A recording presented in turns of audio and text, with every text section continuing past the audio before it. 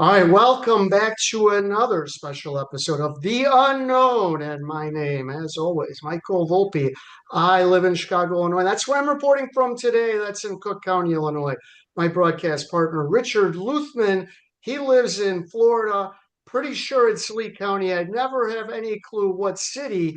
However, I am certain that for some reason, Lee County, and there he goes off the screen, is I'm named here. after Robert E. Lee, the loser of the Civil War, and he writes at Luthmann, Luthmann, Substack.com, and I write at michaelvolpe.substack.com.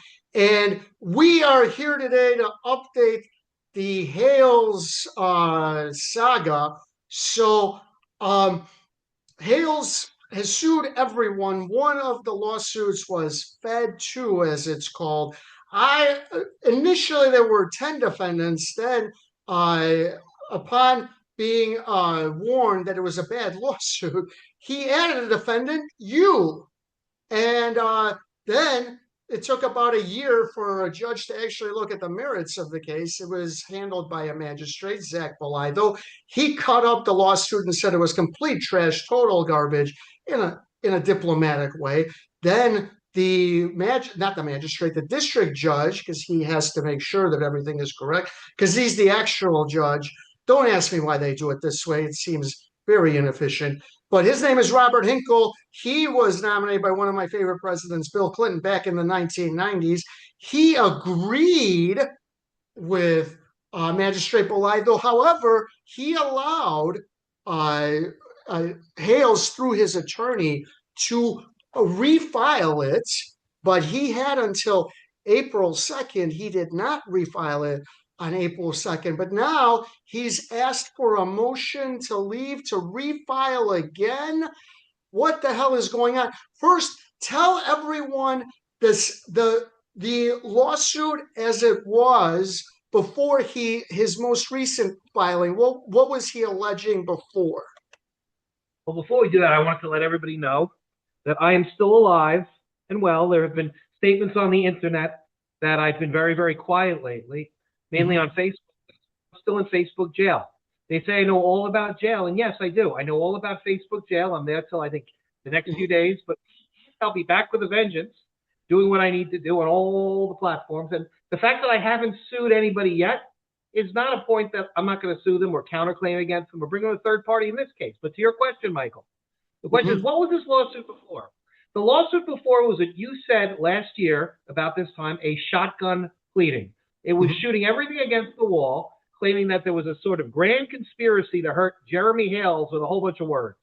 People said very, very bad things, and then they tried to shove it into a box that said it's some type of trade practice, a deceptive practice, Lanham Act. Let me just interrupt you. What's on the screen is Judge Hinkle's dismissal. Now, he does allow him to file by April 2nd. Obviously, it's not April 2nd. So as you can see, he is referring to the Florida Deceptive and Unfair Trade Practices Act, because that was one of the laws that he was suing under. Go ahead, keep going. And so they brought in a whole bunch of people who they created this anti-Hales ecosystem. That was this term that they created. And that's terms when people don't have something, they make up almost like a marketing term when something doesn't exist. So the anti-Hales system is something that doesn't really exist. The federal government does this all the time. There's something called La Cosa Nostra. If you ask anybody that's in the mafia, it's no such thing as La Cosa Nostra. It's a marketing thing. And so, you go to Chicago and you ask the guy who's in the outfit, you say, are you part of La Cosa Nostra? He'll slap you in the face. You go to Queens, same goddamn thing. You go out to Las Vegas, same thing. Right. Well, they may deny that LCN exists, but it exists.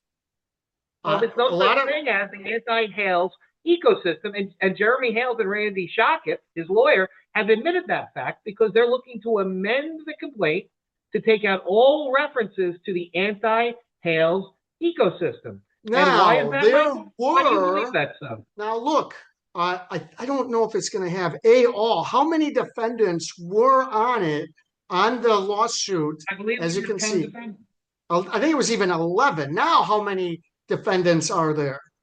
There's only 2 left. Myself. And the reason there are 2 left, and one of them is you. The other one is Michelle Preston. So she's left. because she's in bankruptcy. It took them a while to serve you. There's still a question whether you argue that you haven't been properly The served. court does not have jurisdiction Right, over but my person. hold on, I can get it. So that's the reason that you two are still on there, because there were housekeeping, if you will, matters that still had to be resolved, or Magistrate Bolivo and Robert Hinkle would have looked at everyone, because essentially all 11 defendants were accused of the same thing. So how do they get around it now, having been embarrassed and have all of these things be dismissed? How do they get around it now? Well, let's take a look.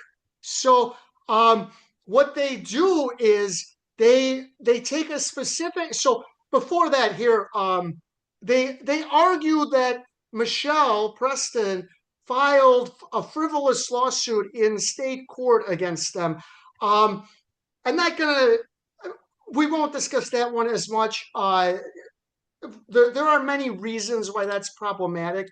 One reason it's problematic is because you need to reach a $75,000 threshold. I think this guy's arguing that by being sued frivolously, according to them, it's worth like $700,000. He's never going to reach that threshold.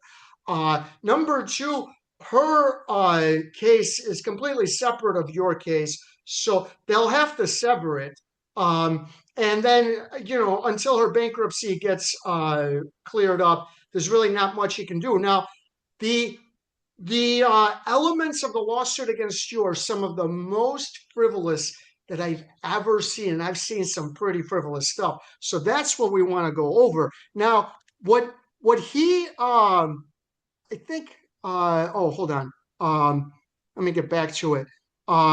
So he argues so first, he argues that, here we go, defendant Luthmann published a sexually explicit image of plaintiff, that's Jeremy Hales. In 2025, Luthmann posted a video online depicting plaintiff as engaging in oral sex with a journalist.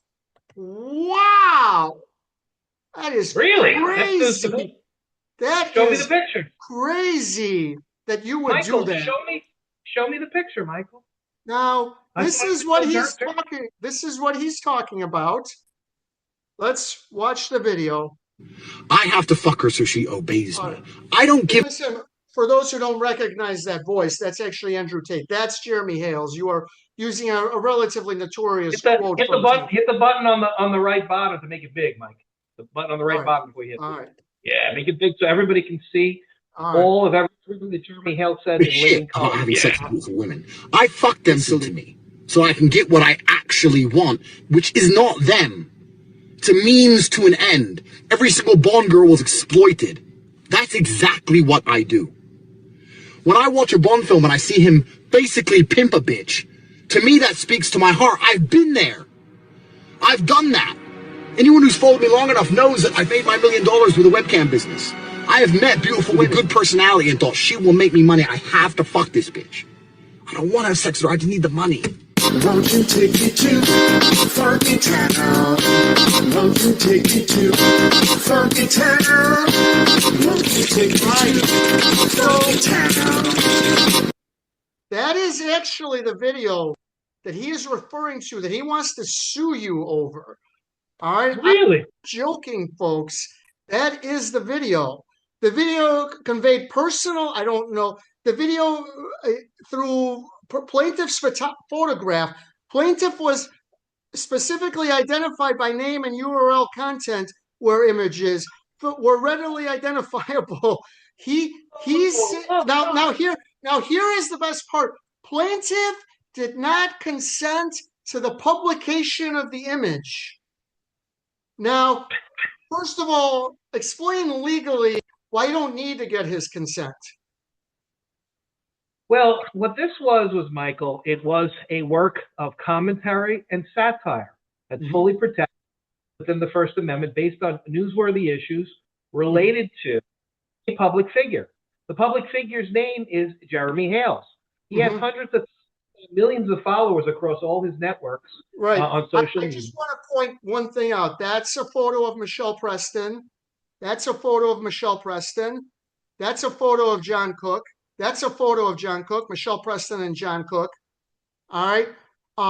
You can go through these. There's a lot of photos of Michelle Cook or Michelle Preston and John Cook that he uses that he didn't ask for permission for, but somehow he thinks you need to get permission from him to use a photo of him. But I need even less permission to use a photo of him because Preston and Cook are not what we call public figures. Jeremy Hales and Megan Fox, also, who's a well-known journalist and writer, who's been on PJ Media and other places for a long time, is a public figure. They're public people. They inject themselves out in the public. And the fact of the matter is, I was engaged in satire and commentary about what they were doing. I put Andrew Tate in there. Why? I believed that Andrew Tate was a perfect example for comparison, one public figure to another. Jeremy Hales is acting in an exploitive way. Jeremy Hales is acting in a pig-headish way, in a disgusting way. I can't stand Andrew Tate. Many people can't stand him because of his antics, because how he degrades people. I think Jeremy Hales is the same type of person, and I made that comparison. And I have every right to state my opinion and commentary and use satire to do it. All right. Now, he says there was no legitimate purpose for publishing the image. You want to respond to that? I just did that. It was a legitimate purpose of satire and commentary, fully protected under the First Amendment. The image, sir, were posted to harass and defame plaintiff. Those are both incorrect for two different reasons. Harassment is a crime because it's First Amendment protected activity. It is not harassment as a matter of law. Second, it is not defamatory as a matter of law because it is opinion, satire, and commentary. It's protected speech. No reasonable person who views a video like that could think that that's anything other than satire, or because it's not actually them. There's a video of Andrew Tate saying that. It was so poorly edited. There's no way it could be quote unquote revenge porn. If you think that that's actual revenge porn, number one, there's no point. That's what they were saying. Megan Fox, who used to be friends with me until she became unethical, does what Jeremy Hales wants. As a result, Jeremy Hales promotes her channel. She's gone from about 8,000 subscribers to well over 50,000. She's now a full-time YouTuber. She's his media bitch. And that is the satire video that you were showing. The publication served no legitimate journalistic, educational, or other lawful purpose. What do you have to say to that? I obviously disagree. It had a legitimate journalistic, educational, lawful commentary purposes. All right, next one. Luthmann had no relationship with plaintiff that would justify publication. I don't need a relationship with him to be a member of the media, a member of the press, a person that disseminates my opinions under the First Amendment of the Constitution. So I don't need to have a relationship with him. The publication was not newsworthy. He's a public figure. Everything he does is newsworthy. He takes a crap, it's newsworthy. You know, Right. Mike Tyson, there was a time when they would follow Mike Tyson around because he was going shopping and buying tigers. Right. And Yeah. Look, Tom Brady. Tom Brady. They once published an article that he was seen yelling at someone in a phone. I don't think it's newsworthy, but unfortunately for Tom Brady, he can't sue. That really was him, and it did look like he was screaming at someone. Why anyone would care if he's screaming at someone, I don't know. But defendant Luthmann's intent to cause substantial emotional distress is evidenced by the context of the publication. Prior to publishing, hold on, stop talking. Prior to publishing the images, defendant Luthmann had sent emails making false accusations that plaintiff was anti-Semitic and comparing plaintiff to advocates of eugenics and mass murder. We'll get to that in a minute. You wanna respond? My point is here, where it says emotional distress. There's a very important case in Florida in the 11th Circuit called Terry Bollea versus Gawker. Terry Bollea is a man that we all know is Hulk Hogan, and he sued Gawker for but he won. distress. What are you talking about? And he won. And he won.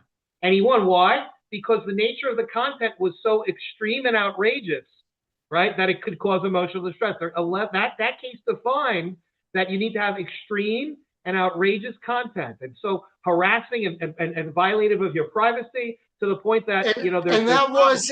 was a sex tape that he didn't make, that the woman's husband made, that of him having sex with his then friend's wife, that he didn't It's an think actual was. truthful I don't video know if section. Hogan knew it was going to be released, or if he even knew it was being taped and then it was being released. So that takes it to another level. This is obviously fake. Now, the most important case that relates to the issues that Hales is talking about is Hustler magazine, Larry Flint, First Amendment protector extraordinaire, sadly enough, versus Falwell. What happened in this case? If you want to know more, you really should read the book, though there is a movie made as well. Obviously, the movie doesn't go in depth into the First Amendment issues the way the book does. But check that out with Woody Harrelson playing Larry Flint, and Flint makes a cameo appearance as one of the judges. Go ahead. So, uh, Larry Flint couldn't stand Jerry Falwell. Jerry Falwell was a Christian conservative minister, and Flint was and he was going against the pornography and saying that what Flint's livelihood was smut, and he was a sinner, and he's this and that. So, how does Flint respond with that ad right there? That was what he did. He published an ad really a mock ad in Playboy magazine, meant to look like a Campari ad at the time. And Campari is the Italian liqueur, and they were all talking about their first time, right? So so you have all these different actors talking about their first time in Playboy magazine. And the Jerry Falwell ad was pure satire. He's talking about his first time. I think he was talking about his first time with a farm animal or something similarly just crazy. And Larry Flint put it together just to basically poke fun at and satirize the public figure Jerry Falwell inside a national magazine, which was Hustler magazine. And so Jerry Falwell got extremely, extremely upset about this, to the point that he sued Hustler magazine and Larry Flint for making that ad. Well, Larry Flint turns around and counterclaimed against him for copyright infringement. And then the case went all the way up to the Supreme Court of the United States. Now I want to read. This is from Wikipedia, but this is key. This case is, quote, a landmark decision by the Supreme Court of the United States in which the court held that parodies of public figures, even those intending to cause emotional distress, are protected by the First and 14th Amendment of the U.S. Constitution.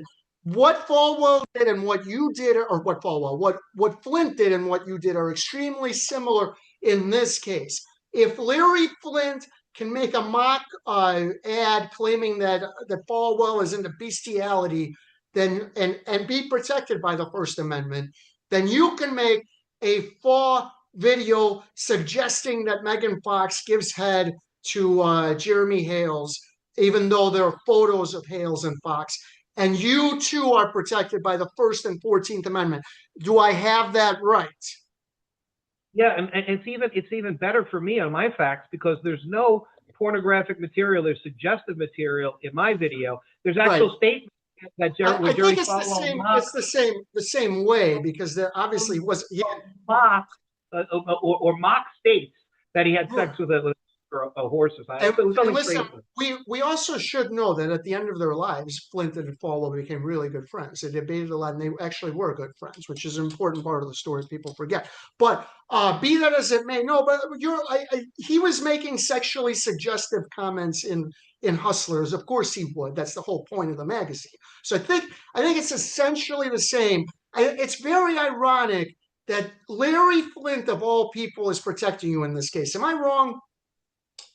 No, Larry Flint, you say it all the time. He died for our sins, right? He knew the First Amendment. He understood how far he could go.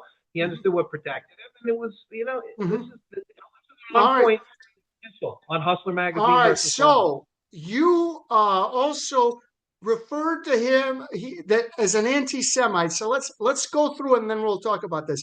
Defendant knew the publication would cause distress. There is a Facebook page called What the Hales, which appears where fans of Hales comment in the group in support of Hales. To their surprise, these supporters find out that this is nothing more than a, quote, hate group designed to damage the the reputation of Hales, defendant Luthmann personally posted to the hate group. Some examples of the postings in this group are at this Facebook group. Defendant Luthmann's conduct or harm occurred within Florida. Plaintiff maintains property in Florida. Is hate speech illegal?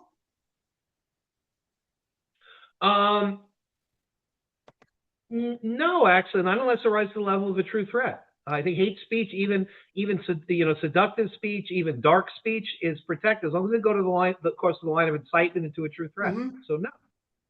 With Skokie, Illinois. This guy spends hours and hours a week attacking others. Bruce Matskin, Michelle Preston, you, me, others. And then he thinks if somebody attacks him, that gives him the right to sue. It's absolutely amazing. So now let's talk about the so-called anti-Semitic comments. What did he say that was anti-Semitic?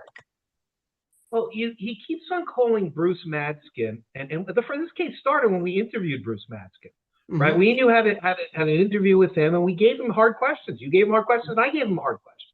Mm-hmm. But what Jeremy Hales does is he calls him a deuce foreskin, right? And foreskin itself, and you're a Jewish person, you could probably talk to it better than I can. Bruce is Jewish, and so is Rabbi Jacob Belinsky, and others that are Jewish.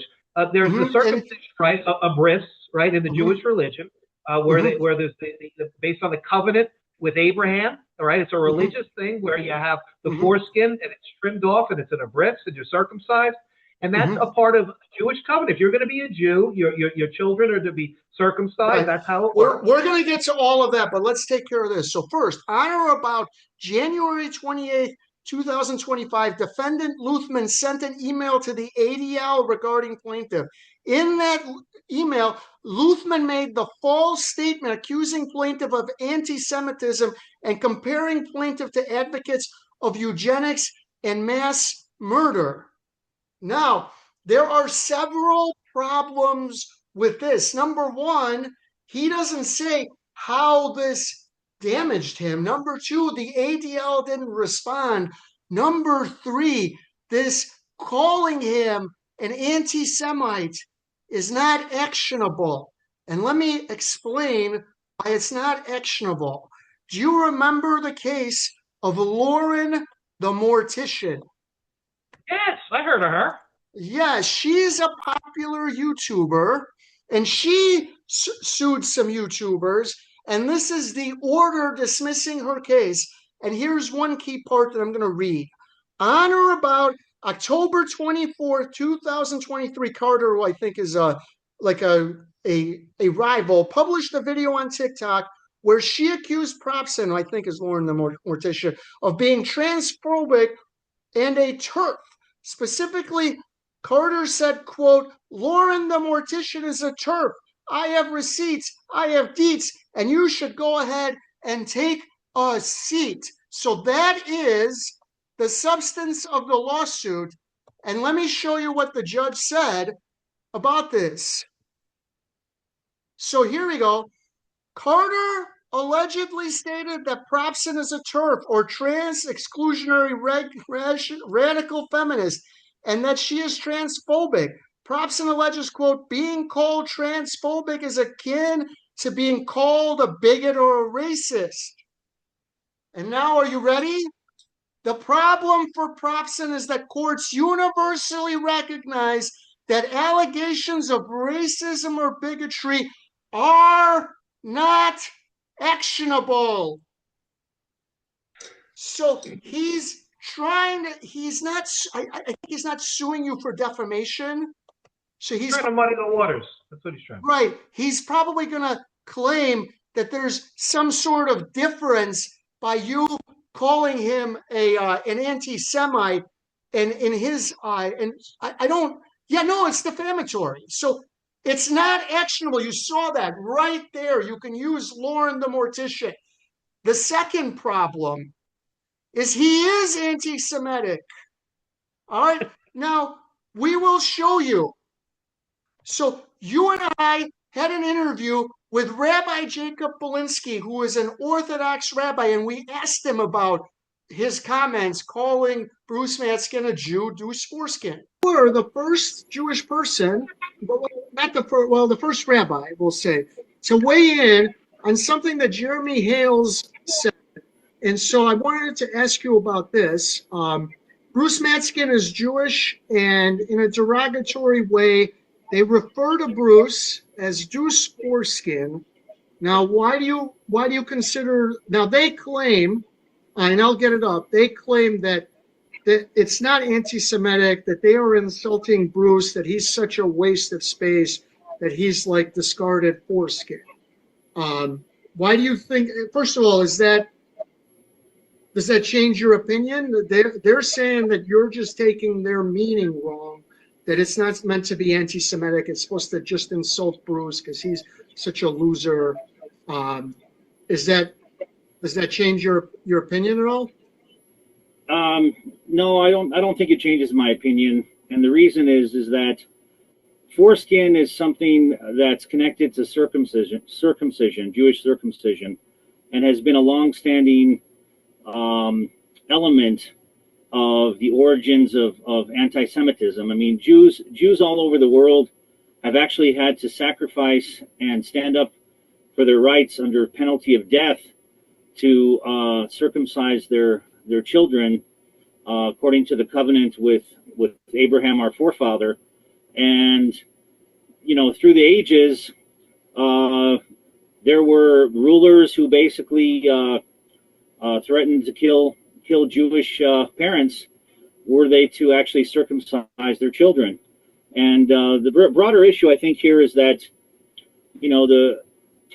this idea of our covenant with Abraham, and that what it represents, a Jew represents, the covenant with Abraham and our covenant with God in terms of the representation of the Torah, the Bible, and our very existence is something that has been questioned over time. People don't like the fact that the Jews have this covenant, and we're actually coming up on the holiday of Purim, which is a more modern day.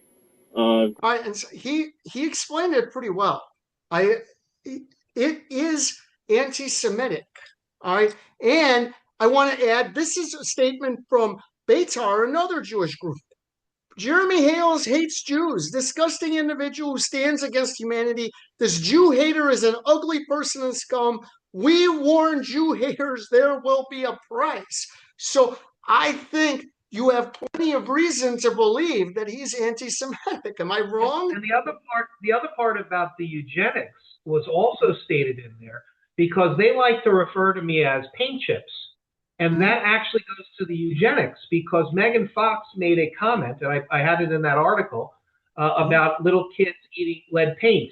And basically, little kids that were eating lead paint, as I showed in that picture, were by and large, Black and Hispanic children in New York City in the housing projects. That was the actual article at the time, and that was what was happening.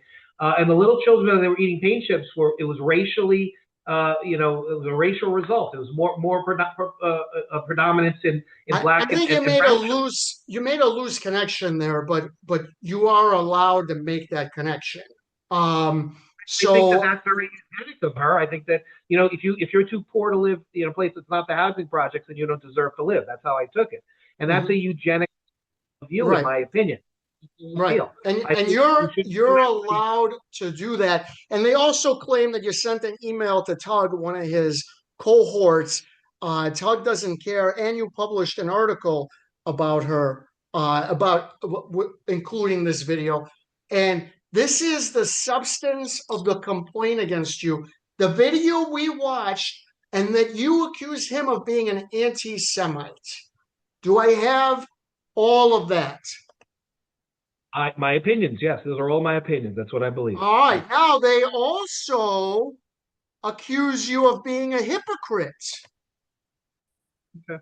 And this is a statement from Shizzy Wisnut, another of his followers, regarding the anti-Semitism. Oh, Mikey, I think he's referring to me. You sniving little hack. You really thought you had something with that one, didn't you? Quote, do you think calling Bruce Matskin, quote, Deuce Foreskin is anti-Semitic?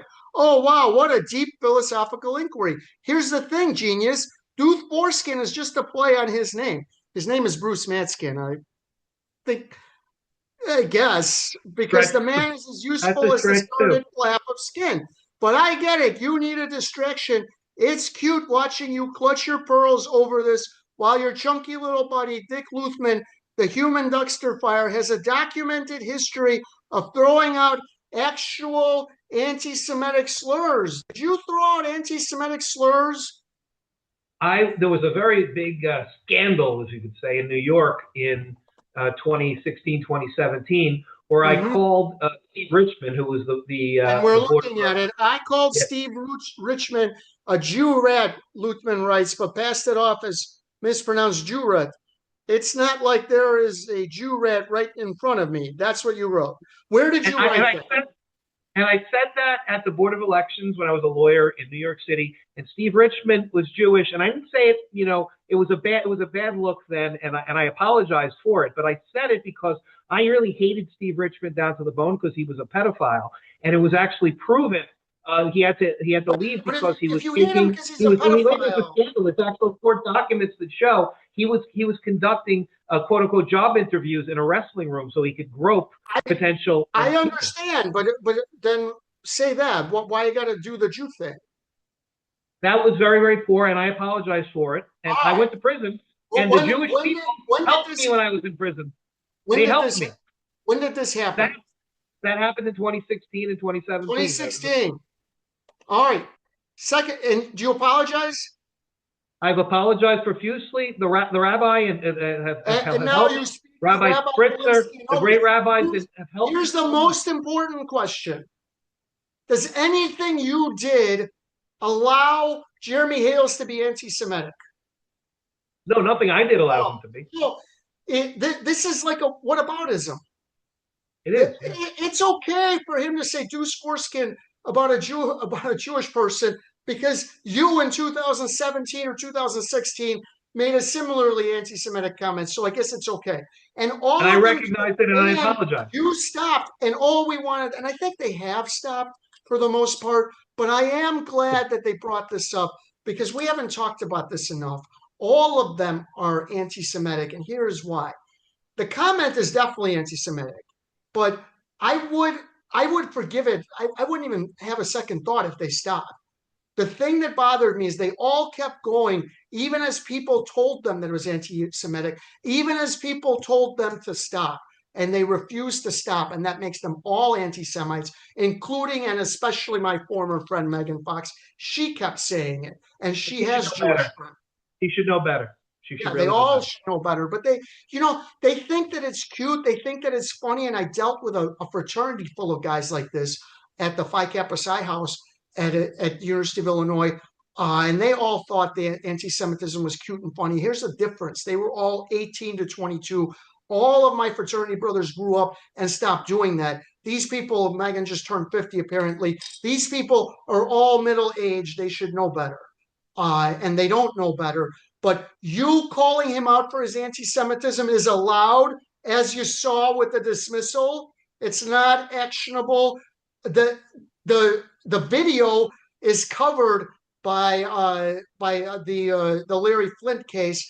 This entire lawsuit is one of the most frivolous that I've ever seen. You will sever it, so they'll split it. Neither of you they'll be able to get to 75,000, but even if they can, on the merits, it will then be dismissed as we showed. Anything you wanted to add? I do want to show something. I'm going to share this with you so you can put it on the screen. Mm-hmm. And let's see how I can get it here. It's a screen sharing request. You should be able to put it up now. Now, can you see it or no? No, hold on. Let me do this technical stuff, right? Share, share settings. Let's see. Okay, yes. Now I'm going to put this up right now. Okay, do you see it now? It hasn't come up yet. I'm going to share it. Ready? Mm-hmm. Do you see that? It hasn't come up. All right, there you go. What is that?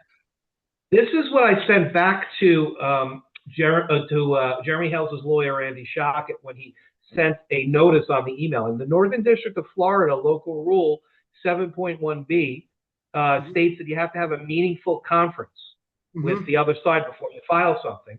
And I sent him a return email on the 14th, on the 15th. He sent his email on the 14th.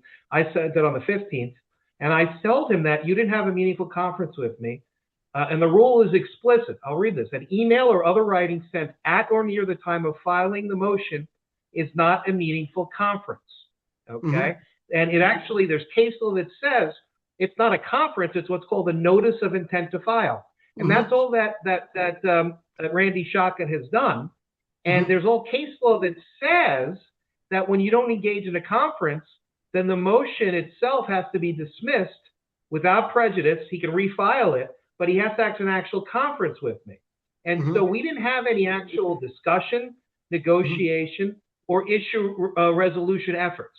And at the end of the day, they do this because the court is trying to get the parties to resolve as much as possible without getting the court involved. However, that is not the strategy for Jeremy Hales, because he needs the court involved, because every time the court is involved, he is able to then use it for content. Anything else you wanted to add about that? Well, and I did. I said we have to have a conference, and in the past, there's been a problem having a clear and reliable record, where we would say something to Shockett, and he would totally ignore it or not include it in the conference certification. And there are three big issues that we have in this case, Michael. One is the lack of personal jurisdiction and defective service. I said that I was never served, and that I think it will carry the day. The second is a subject matter jurisdiction, which I have a alternative dispute resolution agreement for trial by combat under the Arbitration Act of 1925. And you have that because he suggested that he wanted to do that. So you said, fine. It was called offer and acceptance, and what's called equitable estoppel, promissory estoppel of Florida law. And the third is what we talked about today, the scope and viability of the proposed amendment. And it's futile as a matter of law for all the reasons that we talked about today. Now, the man doesn't want to have to talk about these issues, and we have to have a conference about these issues, and I have to put it to him, to Randy Shockett, that of all these different problems. Can you remove? I can get sanctions against him afterwards. I don't want monetary sanctions. I want license-based sanctions against Randy Shockett for if he has to get this thing thrown out and refiled. And I want dates, times, and neutral location. So I have to go up there with bodyguards and personal security and helpers, because I'm a disabled person under Florida law. So I need helpers to come with me. And these helpers are security people that carry firearms, and they actually help me move around, and they're going to be videotaping the event so that there's a full record. So we'll have this up on YouTube. All right, can you remove that? Are you done with that diatribe? All right. Yeah, so now, look, the reason that he files stuff like this, let me show you the reason. So he's got a bunch of cohorts that go through every time he files. These guys, they and tap when you're ready. 1 second. So these guys then start talking about it. And here is an example. This is Megan and her friend certain people. Tug. And again, it's asking to do that. So we have this filed that again, it's only specific people that they're asking. Again, they have to ask for leave to do that. And then they have a second document that comes with this, which would be the amended complaint. So that would be the third amended complaint for damages. So again, I want to look it over, and I have not had a chance to look it over well. I do not feel like I'm. So they're both going to talk about a document that they haven't actually read yet. But here's the key: you see how long it lasted? Mike. Never stopped them before. Right. You see how long it lasted? They talked for almost 3 hours. The reason is because the longer you go, the more YouTube likes you in terms of ad revenue. their viewers are the marks, people. Anybody watching Megan, you're their marks. All they want to do is keep you on for as long as possible. There's nothing interesting or insightful about anything that they are saying. So this is Mr. Coop. Mm-hmm. What happened? I just was reading Oh, something in the chat. I'm sorry, I got sidetracked. who that? What that? Where do I need to go? It's the same person. Same person. This is not going to be allowed. Jeremy is going to rack up another L. Well, we shall see, won't we? Violation of Florida sexual cyber harassment law, Florida statute 784049, against paint chips.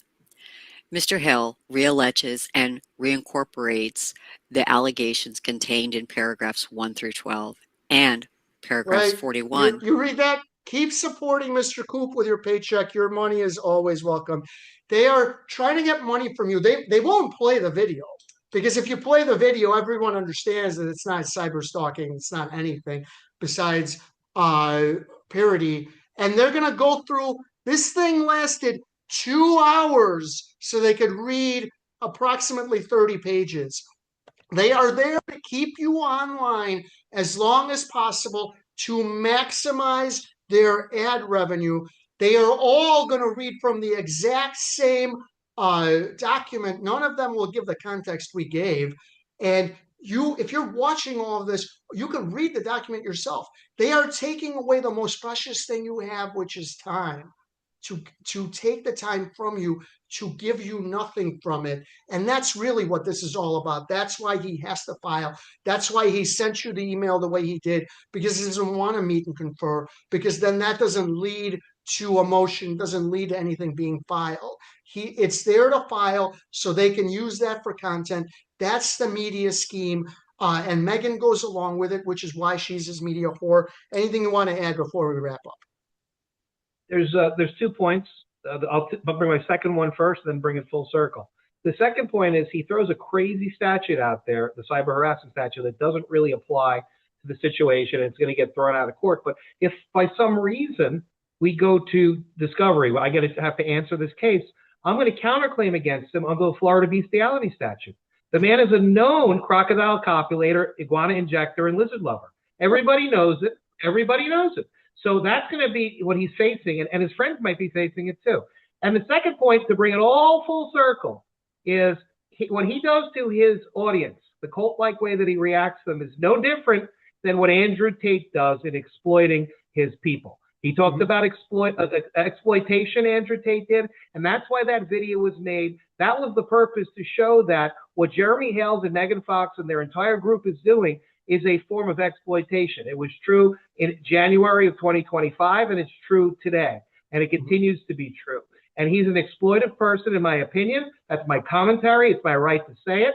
And, the fact is, anybody who wants to watch that video will see, you know what, Luthmann does have a point, because how Jeremy Hales acts and how he reacts and how his group acts is a very exploitive way. It's almost a cult-like way. Even if they don't think you have a point, you absolutely have a right to say to make that video. It's not actionable, and you can thank Larry Flint for that not being actionable. And we will be back another time.